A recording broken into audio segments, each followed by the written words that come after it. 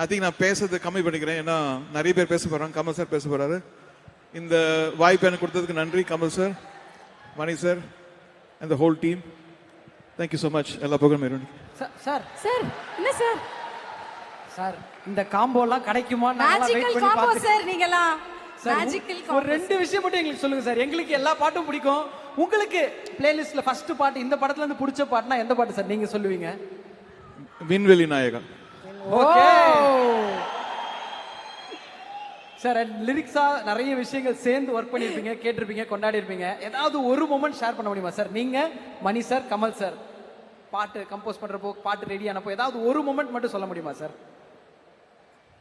I think இந்த background score பண்ணும்போது ஒவ்வொரு ஃப்ரேம்லும் அவர் வரும்போது ரியலி ரசிச்சு பண்ணேன்.